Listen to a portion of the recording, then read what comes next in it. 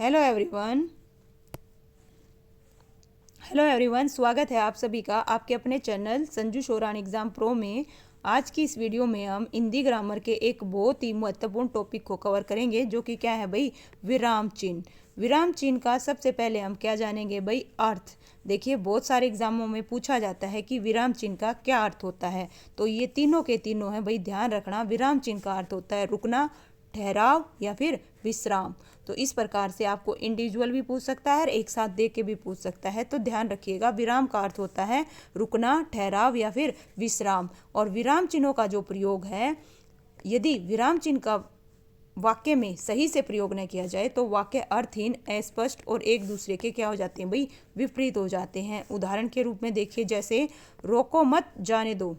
दूसरा है भाई रोको मत जाने दो, यहाँ पे क्या हुआ, रोकने का भाव, ठीक है। इसी प्रकार से तीसरा है भाई रोको मत जाने दो, इसका मतलब क्या हुआ, जाने देना। तो इस प्रकार से विराम चिन्हों का क्या है भाई, उपयोग किया जाता है। अगर उपयोग नहीं किया जाएगा तो वाक्य क्या होगा, अर्थहीन, अस्पष्ट और एक दूसरे के क्या हो जाता है भाई, विपरीत हो जाता है। तो ध्यान रखिएगा। विराम चिन्ह, कामता प्रसाद ने 20 विराम चिन्हों का क्या है भाई, प्रयोग किया है।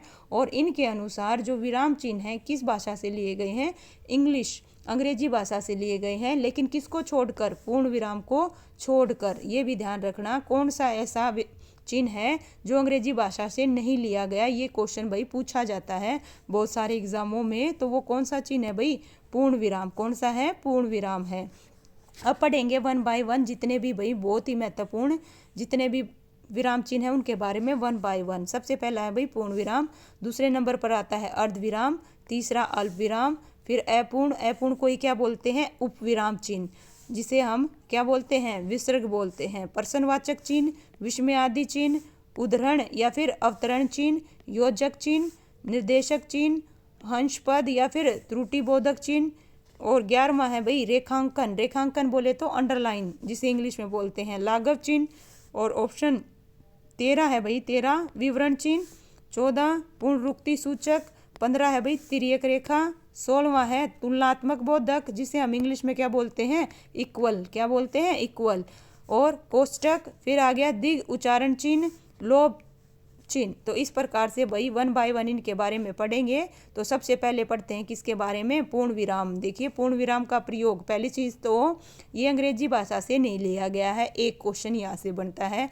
दूसरा क्वेश्चन, इसकी परिभाषा भी पूछी जा सकती है और इसका अर्थ भी पूछा जा सकता है। लीजिए भाई, पूर्ण विराम का अर्थ है पूरी तरह से रुकना या फिर ठहरना। जहाँ एक बात पूरी हो जाए या वाक्य समाप्त हो जाए, वहाँ क्या होगा, पूर्ण विराम चिन्ह लगाया जाता है। जैसे पढ़ रहा हूँ, क्या है भाई, पढ़ रहा हूँ, तो यहाँ क्या होगा भाई, पूर्ण विराम आया, पूरी तरह से क्या हो गया भाई, रुकाव होगा, ठहराव होगा, तो क्या आएगा, पूर्ण विराम आएगा। अब पढ़ते हैं भाई अल्प विराम। अल्प विराम के बारे में देखिए क्या है, जहाँ थोड़ी सी देर रुकना पड़े, क्या करना पड़े, जहाँ थोड़ी सी देर रुकना पड़े वहाँ अल्प विराम चिन्ह का प्रयोग किया जाता है। अर्थात एक से अधिक वस्तुओं को दर्शाने के लिए भाई किस चीज़ का, अल्प विराम चिन्ह का क्या है भाई, प्रयोग किया जाता है। बहुत ही महत्वपूर्ण है। इसके और बहुत सारे नियम हैं, है ना, यहाँ पे थोड़ा शॉर्ट में बता रखा है, कोई दिक्कत नहीं। देखिए, अल्प विराम का अर्थ, ये भाई यहाँ से क्वेश्चन बनता है, अल्प का अर्थ क्या होता है, थोड़ा, और अल्प विराम का अर्थ हुआ थोड़ा विश्राम या थोड़ा रुकना। तो ये ध्यान रखिए, क्वेश्चन यहाँ से बनता है। बातचीत करते समय अर्थात लिखते समय जब हम बहुत सी वस्तुओं का वर्णन एक साथ करते हैं, तो उनके बीच में भाई किस चीज़ का प्रयोग होता है, अल्प विराम का प्रयोग होता है। उदाहरण के रूप में देखिए, भारत में गेहूँ, चना, बाजरा, मक्का आदि बहुत सी फसलें उगाई जाती हैं। जब हमें क्या हो भाई, थोड़ी सी देर के लिए रुकना पड़े, वहाँ पे किस चीज़ का प्रयोग किया जाता है, अल्प विराम का। चलिए भाई नेक्स्ट करते हैं भाई उपविराम। क्या है, उपविराम। अब उपविराम क्या होता है, मोस्ट इंपॉर्टेंट है भाई, उपविराम को ध्यान रखिएगा। उपविराम, जब किसी भी वस्तु को अलग दर्शाया जाता है तो उस पर उपविराम चिन्ह लगाया जाता है। क्या लगाया जाता है भाई, उपविराम चिन्ह लगाया जाता है। और ये भी ध्यान रखना, उपविराम को ही क्या बोलते हैं, अपूर्ण विराम। क्या बोलते हैं भाई, अपूर्ण विराम। क्या बोला जाता है, अपूर्ण विराम। और जहाँ पर किसी वस्तु या विषय के बारे में बताया जाए वहाँ पर उपविराम चिन्ह का प्रयोग किया जाता है। जैसे देखिए, कृष्ण के अनेक नाम हैं, मोहन, श्याम, मुरली और कहना। तो ये भाई उपविराम है। लेकिन कामता प्रसाद क्या कहते हैं, कामता प्रसाद इसे विसर्ग के समान बताकर मान्यता न देने की क्या बोलते हैं भाई, बात बोलते हैं। ये भी ध्यान रखिएगा। चलिए भाई नेक्स्ट करते हैं अर्धविराम। क्या है भाई, अर्धविराम मोस्ट इंपॉर्टेंट है अर्धविराम। अर्धविराम क्या होगा, जहां पूर्ण विराम से कुछ कम, पूर्ण विराम से कुछ कम और अल्प विराम से अधिक देर तक रुकने के लिए अर्धविराम का क्या है भाई, प्रयोग किया जाता है।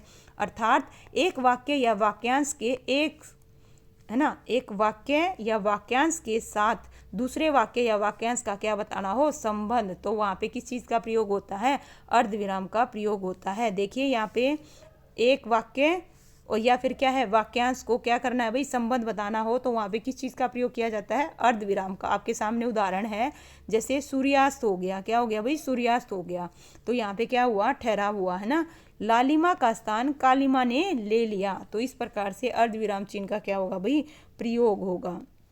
इसके अलावा भाई और भी बहुत सारे नियम हैं। अगर आपको जैसे दो या दो से अधिक उपाधियों को एक साथ लिखने के लिए उनके बीच में भी किस चीज़ का प्रयोग किया जाता है, अर्धविराम का क्या किया जाता है भाई, प्रयोग किया जाता है। और अर्धविराम ऐसे वाक्यों को जोड़ने का काम करते हैं जिन्हें और के माध्यम से नहीं जोड़ा जा सकता।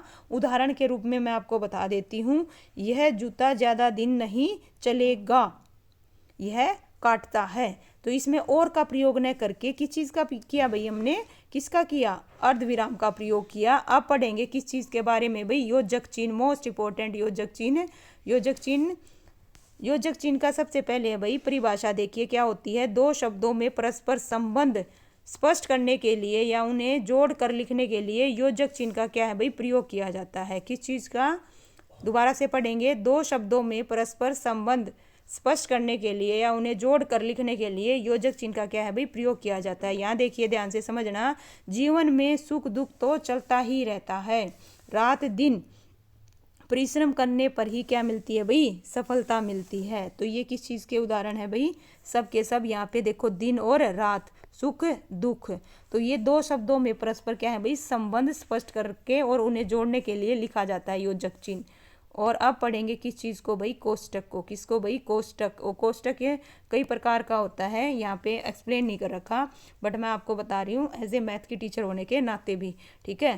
तो और एक और चीज़ है भाई, योजक चिन्ह के बारे में बता देती हूँ। चलिए, योजक चिन्ह को है ना समासिक चिन्ह भी कहते हैं, ठीक है। योजक चिन्ह को क्या बोलते हैं भाई, समासिक चिन्ह भी बोलते हैं। और हिंदी में ना अल्प विराम के बाद योजक चिन्ह का सबसे ज़्यादा प्रयोग होता है। अगर आपसे पूछ लिया जाए हिंदी में सबसे ज़्यादा प्रयोग किसका होता है, किसका होता है, अल्प विराम का। और अल्प विराम के बाद किसका होता है, योजक चिन्ह का होता है। और योजक चिन्ह को ही क्या बोलते हैं भाई, समासिक चिन्ह भी कहते हैं, ठीक है। इस प्रकार से लीजिए, एक्स्ट्रा इन्फॉर्मेशन भी बता दी है मैंने आपको। कोष्टक चिन्ह, कोष्टक चिन्ह क्या है भाई, वाक्य के बीच में आए शब्दों या पदों का अर्थ स्पष्ट करने के लिए कोष्टक का प्रयोग किया जाता है। अर्थात कोष्टक चिन्ह का प्रयोग अर्थ को और अधिक स्पष्ट करने के लिए शब्द अर्थात वाक्यांश को कोष्टक के अंदर लिखकर किया जाता है। वाक्य के बीच में आए शब्दों अर्थात पदों का अर्थ स्पष्ट करने के लिए कोष्टक का प्रयोग किया जाता है। जैसे आपके सामने उदाहरण है, अध्यापक चिल्लाते हुए निकल जाओ कक्षा से, ठीक है। इस प्रकार से क्या है भाई, उसके एक्सप्रेशन बताए जा रहे हैं, अध्यापक चिल्लाते हुए निकल जाओ कक्षा से। तो इस प्रकार से इसमें किस चीज़ का यूज हुआ भाई, कोष्टक का यूज हुआ। चलिए भाई नेक्स्ट है, इसी प्रकार से देखिए विश्वामित्र, ठीक है, क्रोध में कांपते हुए ठहर जा। तो इस प्रकार से किस चीज़ का प्रयोग किया जाता है भाई, कोष्टक चिन्हों का प्रयोग किया जाता है। चलिए भाई नेक्स्ट पढ़ेंगे अब पदलोप चिन्ह। कौन सा भाई, पदलोप चिन्ह, मोस्ट इंपॉर्टेंट। पदलोप चिन्ह को पढ़ेंगे, जब वाक्य या अनुच्छेद में कुछ अंश छोड़कर लिखना हो तो लोप चिन्ह का क्या भाई, प्रयोग किया जाता है, लोप चिन्ह का।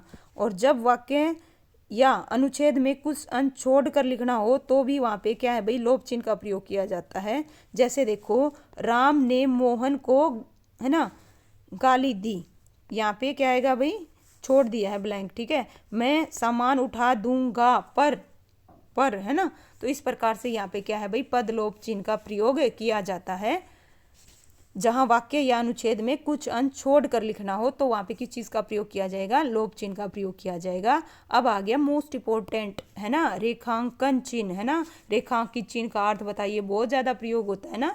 वाक्य में महत्वपूर्ण शब्द या पद वाक्य रेखांकित कर दिया जाता है। वाक्य में महत्वपूर्ण जो शब्द होता है या पद हो या वाक्य हो उसको क्या कर दिया जाता है, रेखांकित कर दिया जाता है। जैसे यहाँ पे देखिए उदाहरण के रूप में गोदान उपन्यास प्रेमचंद द्वारा लिखित सर्वश्रेष्ठ क्या है भाई, कृति है। तो यहाँ पे किसको अंडरलाइन कर दिया, गोदान को। गोदान क्या है भाई, उपन्यास, इसको क्या कर दिया भाई, रेखांकित कर दिया। तो इस प्रकार से रेखांकन चिन्ह का क्या है भाई, प्रयोग किया जाता है। इसके अलावा भाई अब आ गया लाघव चिन्ह। क्या आ गया भाई, लाघव चिन्ह। लाघव चिन्ह पढ़ेंगे। लाघव चिन्ह मोस्ट इंपॉर्टेंट है भाई। किसी भी देखिए किसी भी बड़े या प्रसिद्ध शब्दों को संक्षेप में लिखने के लिए उस शब्द का पहला अक्षर लिखकर उसके आगे क्या लगा दिया जाता है भाई, शून्य लगा देते हैं। यह शून्य ही क्या कहलाता है, लाघव चिन्ह। जैसे डॉक्टर के लिए भाई क्या लिखा जाता है, डॉ लिख के और इसके आगे क्या लगा दी जाती है, शून्य लगा के, और शॉर्ट फॉर्म में लिख दिया जाता है डॉक्टर। इसी प्रकार पंडित को कैसे लिखते हैं भाई, पंडित को ऐसे लिखते हैं। ये कौन सा चिन्ह है, लाघव चिन्ह है भाई। कौन सा चिन्ह है, लाघव चिन्ह। मोस्ट इंपॉर्टेंट, ध्यान रखिएगा, लाघव चिन्ह। अब पढ़ेंगे किसके बारे में भाई, आदेश चिन्ह। कौन सा भाई, आदेश चिन्ह। और आदेश चिन्ह को ही क्या बोलते हैं, क्या बोलते हैं भाई, विवरण चिन्ह भी बोलते हैं। ध्यान रखिएगा, यहाँ पे लिख नहीं रखा, मैं बता देती हूँ। आदर्श चिन्ह को ही क्या बोलते हैं भाई, विवरण चिन्ह बोलते हैं।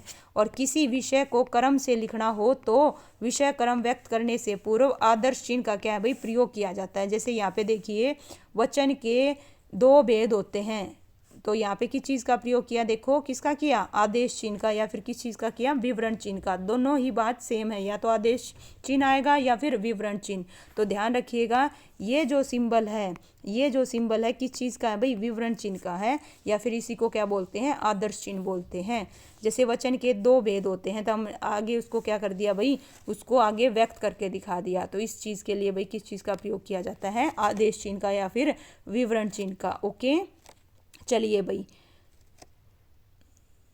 अब पढ़ेंगे विस्मय आदि चिन्ह। कौन सा है भाई, विस्मय आदि चिन्ह, मोस्ट इंपोर्टेंट। और विस्मय आदि चिन्ह को ही क्या बोलते हैं, आश्चर्य चिन्ह। क्या बोलते हैं, आश्चर्य चिन्ह। ध्यान रखना, देखो विस्मय आदि चिन्ह का प्रयोग वाक्य में हर्ष, विवाद, विस्मय, गणना, आश्चर्य, करुणा, भय इत्यादि का बोध कराने के लिए किया जाता है। अर्थात इसका प्रयोग अवयव शब्द से पहले किया जाता है। जैसे हाय, देखिए यहाँ पे किस चीज़ का प्रयोग किया गया है भाई, विस्मय आदि चिन्ह का प्रयोग किया गया है। और विस्मय आदि चिन्ह को ही क्या बोला जाता है भाई, आश्चर्य चिन्ह बोला जाता है। ये भी ध्यान रखिएगा। या फिर जितने भी मनोविकार सूचक शब्द हैं, मनोविकार सूचक शब्द में क्या क्या आएगा, हर्ष, विषाद, विस्मय, घृणा, आश्चर्य, करुणा, भय आदि जितने भी हैं, वाक्यांश तथा वाक्यों के अंत में विस्मय आदि चिन्ह का प्रयोग किया जाता है भाई। तो इस प्रकार से ध्यान रखिएगा। ओके, नेक्स्ट है भाई प्रश्नवाचक। क्या है भाई, प्रश्नवाचक। आइए, मोस्ट इंपॉर्टेंट है भाई प्रश्नवाचक भी। प्रश्नवाचक वाक्य के अंत में प्रश्नवाचक चिन्ह का प्रयोग किया जाता है जब किसी भी वाक्य में सवाल पूछने जाने का भाव उत्पन्न हो, तो उस वाक्य के अंत में प्रश्नवाचक चिन्ह का प्रयोग किया जाता है। बातचीत के दौरान जब किसी से कोई बात पूछी जाती है, अर्थात कोई प्रश्न पूछा जाता है, तब वाक्य के अंत में प्रश्न सूचक चिन्ह का क्या है भाई, प्रयोग किया जाता है। वह क्या खा रहा है, तो यहाँ पे प्रश्नवाचक चिन्ह लग गया भाई, लास्ट में देखिएगा। तो इस प्रकार से जब भी हम किसी से प्रश्न करेंगे तो उसके अंत में क्या लगेगा, प्रश्नवाचक चिन्ह लगेगा। अब पढ़ेंगे भाई किस चीज़ को भाई, उद्धरण चिन्ह को, या फिर उद्धरण चिन्ह या फिर अवतरण चिन्ह। तो ये कितने प्रकार का होता है, दो प्रकार का होता है। कितने प्रकार का होता है, दो प्रकार का होता है। एक गहरा उद्धरण चिन्ह और एक दोहरा उद्धरण चिन्ह। तो देखिए क्या है, किसी भी बात को, किसी की कही हुई बात को उसी तरह प्रकट करने के लिए भाई अवतरण चिन्ह का क्या है भाई, प्रयोग किया जाता है। महत्वपूर्ण कथन, कहावत, संधि आदि को उद्धत करने में दोहरे उद्धरण चिन्ह का क्या है भाई, प्रयोग किया जाता है। ध्यान रखिएगा। देखिए इकेहरा और दोहरा जो उद्धरण चिन्ह है, कैसे भाई, इकेहरा किस में किया जाएगा, अगर किसी शब्द या फिर अक्षर पर विशेष बल देने के लिए भाई इकेहरे शब्द का क्या किया जाएगा, चिन्ह का प्रयोग किया जाएगा। और दोहरा किस लिए किया जाएगा, किसी महत्वपूर्ण कथन को जिसने कहा, जैसे सुभाष चंद्र बोस ने कहा था, तुम मुझे खून दो मैं तुम्हें आज़ादी दूंगा। ठीक है, इसी प्रकार से आपके सामने एक और उदाहरण देखिए, तुलसीदास ने सत्य कहा है, पराधीन सपने हैं सुख नाही। तो इस प्रकार से जैसे तुलसीदास ने कहा, वैसे किसी की कही हुई बात को उसी तरह से प्रकट करने के लिए किस चीज़ का प्रयोग कर दिया भाई, किस चीज़ का प्रयोग किया, अवतरण चिन्ह का। और अवतरण चिन्ह में भी किसका, दोहरा अवतरण चिन्ह का। तो इस प्रकार से ध्यान रखिएगा। ठीक है, नेक्स्ट पढ़ते हैं भाई पुनरुक्ति सूचक। क्या है भाई? पुनरुक्ति सूचक, मोस्ट इंपॉर्टेंट है पुनरुक्ति सूचक। आइए पढ़ते हैं। पुनरुक्ति सूचक चिन्ह का प्रयोग ऊपर लिखे गए किसी वाक्य के अंश को दोबारा लिखने से बचने के लिए किया जाता है। जैसे देखो, रामो रामो राम, ठीक है। तो इस प्रकार से हम किस चीज़ का प्रयोग करेंगे अगर हमें सेम एज इट इज लिख रहे हैं तो, है ना, ऊपर जैसे लिखा है उससे बचने के लिए पुनरुक्ति चिन्ह का क्या करेंगे भाई? प्रयोग करेंगे। ठीक है, नेक्स्ट है भाई दिग उच्चारण चिन्ह। कौन सा है भाई? दिग उच्चारण चिन्ह। और इसको कैसे लिखा जाता है दिग उच्चारण चिन्ह को? एक और चीज़ ध्यान रखिएगा, जो दिग उच्चारण चिन्ह है उसको क्या बोलते हैं? अवग्रह चिन्ह भी बोलते हैं भाई। यहाँ पे बता नहीं रखा, आपको बता देती हूँ क्या बोलते हैं? अवग्रह चिन्ह। क्या बोलते हैं? अवग्रह चिन्ह भी बोलते हैं भाई, ये भी ध्यान रखिएगा। इस प्रकार से अवग्रह चिन्ह। और दीर्घकाली उच्चारण के लिए भाई जैसे राम, ओम, तो ये क्या है भाई? दीर्घ उच्चारण। जब वाक्य में किसी विशेष शब्द के उच्चारण में अन्य शब्दों की अपेक्षा अधिक समय लगता है, वहाँ पर दीर्घ उच्चारण चिन्ह का क्या है भाई? प्रयोग किया जाता है। छंद में जो ये दीर्घ उच्चारण है इसको दो मात्रा माना जाता है। क्या माना जाता है भाई? दो मात्रा माना जाता है। मोस्ट इंपॉर्टेंट यहाँ ध्यान रखिएगा। और उदाहरण के तौर पर जैसे हम लिखते हैं ओम, या जैसे हम बुलाते हैं राम, तो किसी चीज़ पर क्या है भाई? उच्चारण में अन्य शब्दों की अपेक्षा क्या है भाई? अधिक समय लगता है, ये ध्यान रखिएगा। और इसको क्या बोलते हैं? दीर्घ उच्चारण चिन्ह या फिर अवग्रह चिन्ह भी बोलते हैं। ठीक है, इस प्रकार से। नेक्स्ट है भाई तुलनात्मक सूचक। तुलनात्मक सूचक चिन्ह यानी कि इक्वल, बराबर। ओके, वाक्य में दो शब्दों की तुलना या बराबरी करने में तुलनात्मक चिन्ह का क्या है भाई? प्रयोग किया जाता है। जैसे अच्छाई, बुराई। अब पढ़ेंगे विवरण चिन्ह को। किसको भाई? विवरण चिन्ह। और विवरण चिन्ह को क्या बोलते हैं भाई? त्रुटि पूरक चिन्ह। क्या बोलते हैं? त्रुटि, या फिर इसे क्या बोलते हैं? हंस पद। क्या बोलते हैं भाई? हंस पद। हंस पद चिन्ह आ जाए, त्रुटि विराम आ जाए, या त्रुटि बोधक चिन्ह आ जाए, या फिर विसमरण चिन्ह आ जाए। विसमरण है ना, ये जब आ जाए तो किस चिन्ह का प्रयोग होगा भाई? ये है, ध्यान रखिएगा। यहाँ पे ये इस प्रकार से लिखा जाएगा, ये आपको क्लियर कट यहाँ दिख रहा होगा। ये क्या है भाई? विवरण चिन्ह है। इसका प्रयोग लिखते समय किसी शब्द को भूल जाने पर किया जाता है। जैसे राम, है ना, यहाँ पे हम भूल गए, राम जाएगा, कहाँ जाएगा? दिल्ली जाएगा, कहाँ जाएगा? भूल गए तो हम ऊपर लिख देते हैं, तो आपको याद हो। और लिखने के दौरान किसी अक्षर के छूट जाने पर संकेत देने के लिए भी किस चीज़ का प्रयोग किया जाता है भाई? हर्षपद चिन्ह का क्या है? प्रयोग किया जाता है, ये भी ध्यान रखिएगा। चलिए भाई अब पढ़ते हैं निर्देशक चिन्ह। क्या है भाई? निर्देशक चिन्ह, मोस्ट इंपॉर्टेंट। निर्देशक चिन्ह का प्रयोग विषय विवाद संबंधी प्रत्येक शीर्षक के आगे या उदाहरण के पश्चात कथन के नाम के आगे किया जाता है। जैसे देखिए, श्री राम ने कहा सत्य के मार्ग पर चलना चाहिए। लेकिन जो निर्देशक चिन्ह है वो योजक चिन्ह से क्या होता है भाई? थोड़ा सा लंबा होता है। योजक चिन्ह में और इसमें क्या डिफरेंस है? ठीक है, मोस्टली बच्चे कंफ्यूज होते हैं निर्देशक चिन्ह में और किस में भाई? योजक चिन्ह में। तो योजक चिन्ह क्या है? थोड़ा सा छोटा होता है, और निर्देशक चिन्ह थोड़ा सा क्या होता है? बड़ा होता है, ये डिफरेंस है। और निर्देशक चिन्ह का प्रयोग निर्देश देने के लिए किया जाता है। जैसे श्री राम ने कहा सत्य के मार्ग पर चलना चाहिए। ओके, इस प्रकार से यहाँ पे किस चीज़ का प्रयोग होगा भाई? निर्देश चिन्ह का प्रयोग होगा। निर्देश चिन्ह में और योजक चिन्ह में उम्मीद करती हूँ आपको समझ में आ गया होगा। तो इस प्रकार से भाई हमारा, इसके अलावा और भी हैं बहुत सारे, है ना। तो इसके अलावा भाई देखिए, एक आता है, क्या आता है?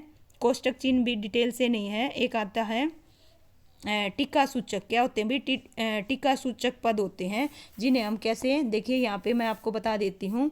ये जो सिंबल है, जैसे इनको क्या बोलेंगे? टीका सूचक है। जैसे ये प्लस का हो गया, प्लस माइनस हो गया, ये सब जो हैं ये कैसे हैं भाई? टीका सूचक हैं या फिर तारक सूचक हैं, या इन्हें क्या बोलते हैं? फूड नोट बोलते हैं। क्या बोलते हैं? Food note. आपने देखा होगा एनसीईआरटी में बहुत सारी जगह ये आपको मिलेंगे इस प्रकार से। तो भाई इस प्रकार से हमने किस चीज़ को कंप्लीट कर लिया? विराम चिन्हों को क्या कर दिया भाई? कंप्लीट कर दिया। उम्मीद करती हूँ आपको अच्छे से समझ में आए होंगे।